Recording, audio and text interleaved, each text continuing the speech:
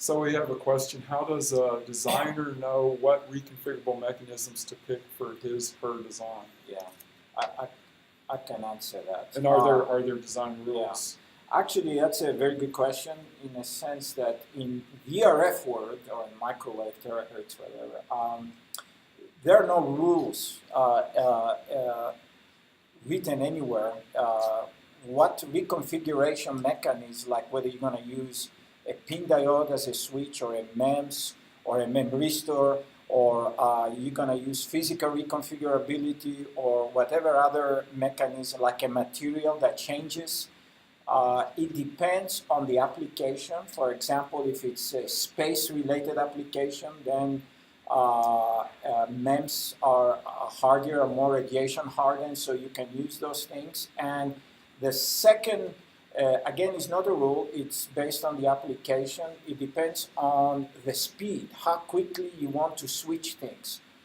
If you want to switch things very fast, then the pin diode is faster than a photoconductive diode, switch, or a MEMS switch. So it all depends on the application. That's very important. That's what forces us at times to choose different techniques to reconfigure our device. So that's very, very critical. It's the application. Also, when you look at the integrated circuit evolution, it started by people actually cutting things out of paper, right, and building circuits. And it's all very... That's what you do. That's not what we do. Right. Well, that's like back when I was but the point is that they're developed languages, and they developed very large, sophisticated tools. And so that as reconfigurability evolves, all these things you asked about, like whether we use a MEMS switch, whether we use a MR, that could be built into a language. So I think that there could be software that actually helps a designer in the future. And also I think that what's going to be required is additional curriculum, say in electrical engineering departments, where reconfigurability becomes part of your curriculum. That's a good point. That's something, I think that's something that we could see happening. And I believe that's one of the points that we would certainly like to make, is that we are hoping that this triggers a lot more deliberate thought into the broad class of reconfigurable systems from a scientific disciplinary standpoint. We think it's a very exciting time, and as I said, I think what happened in the digital FPGA is nothing compared to what's going to happen in the general case. So one of the questions was, what are the consequences of cybersecurity to FPGAs and future reconfigurable systems? Wow. And of course, today we see a lot of concerns. You can't, you see headlines and it's on the news all the time about cybersecurity, cyber attacks. And if you really think about it, all cyber threats seem to be born in the idea of patterns of ones and zeros, either infecting a computer or doing something on a network. And so here we are talking about a reconfigurable system where we want to use ones and zeros to control a whole lot more things. And so in the worst case, this could be a severe concern for cybersecurity. That doesn't mean we run away from it any more than we know that software is a very complex undertaking. A lot of people are scared about the cost of software development. That doesn't mean we stop doing software. I think what it means is that we should think about this, and we should think about it now as we create new types of reconfigurable systems. How do we design them to be resilient or immune to the degree we can from cybersecurity threats? And I think the problem was that we attached the word software to hardware, and then the whole thing about hackers or cybersecurity came along. But this is a concern that already exists in the industry, and newer devices have embedded mechanisms to enhance a little bit security, like encryption for the bitstream and things like that.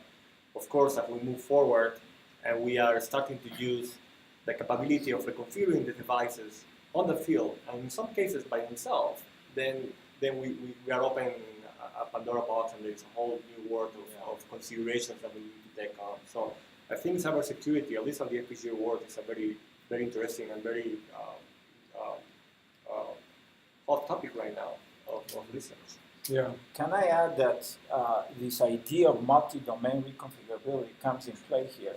I know you guys in the digital world worry about software, but in the RF world, there is something called RF threads, which means that I can generate a enough high power microwave wave to latch, to actually totally stop. And if I can change the zeros and ones, then we're messing up with the FPGA.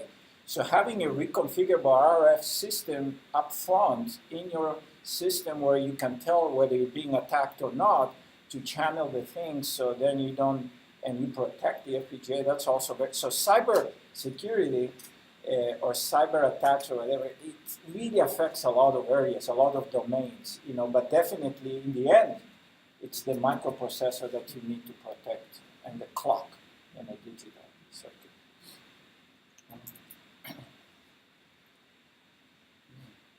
So I think these are good things to think about, and I think this, by the way, this live cast is an experiment, again sponsored by the Proceedings of the IEEE. I believe it will be possible to view this material after the broadcast is over. We're trying to set it up for recording. I think we're ourselves learning in this experience. So we certainly thank those of you who have tuned in and appreciate the questions, and we invite you again to look at, if you have subscriptions to the Proceedings or your institution does, please look at I forget how many papers there were in the 2 special issues, but several hundred pages of material discussing some of the ideas that we've been talking about here. I think the future's far more exciting. But I think, I guess maybe I'll just ask, or maybe 30 seconds from each of you, what do you think the FPGA is going to be like in 50 years? It's wildest thought. Well, I think it already went beyond my wildest ideas when I started looking at FPGAs. I mean, like the notion now of having one single chip that can have multiple processors that can reconfigure themselves in different topologies issues manually. What it will look like in the future? I think what's going to happen is that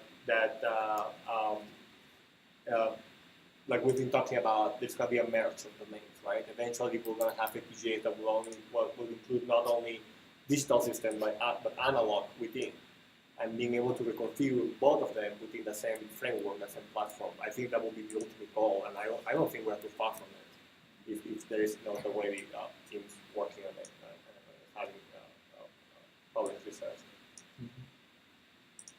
Well, I think that so memristor is another reconfigurable system, but especially the memristor, because of its close analogy to synapses, may well allow us to do things that are truly like the human cortex. I mean, the reason I got interested in something besides atoms and molecules was the idea that we can actually maybe develop truly intelligent systems, not systems that are programmed, but systems that actually learn. And the memristors may actually enable this sort of advances, and that could be absolutely astonishing, to have truly intelligent, in the way that we're intelligent, have systems that are intelligent in the same way. So that's what I'm looking for in the future. I've kind of already made my prediction. I said we're going to have programmable matter.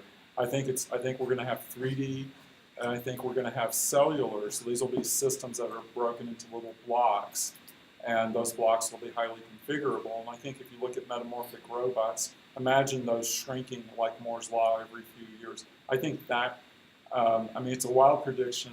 I think there's something to that, though. Yeah, I don't like to predict, but I can predict since everybody's predicting.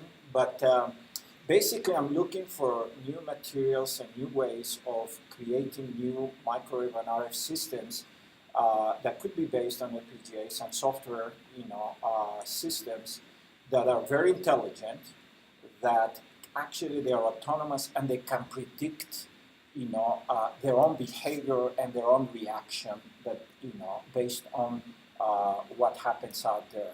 So that's all. Okay. Well, I guess I think this probably brings us to a close for this live event. Please send your comment and feedback to the proceedings, and you can do that. I don't know if you can read the screen behind us, but send an email to the IEEE, and I think they're very interested in your feedback. It's proceedings@IEEE.org, and the feedback can include what sorts of things, like the forum that we tried to do today, would be of interest. You know, the proceedings is, I mean, we look at it as this archival, you know, very good, you know, important journal, and it is that. But there's living people behind it, like the editors, the many.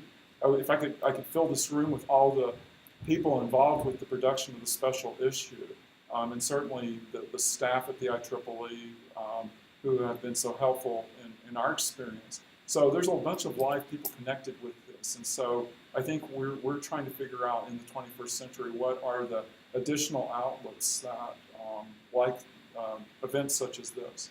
So I think with that we'll go ahead and close our production at this point. So thanks again to everyone. Thanks to my team, and thanks to those people that you didn't see in the background that helped us produce this. Thanks. Thanks.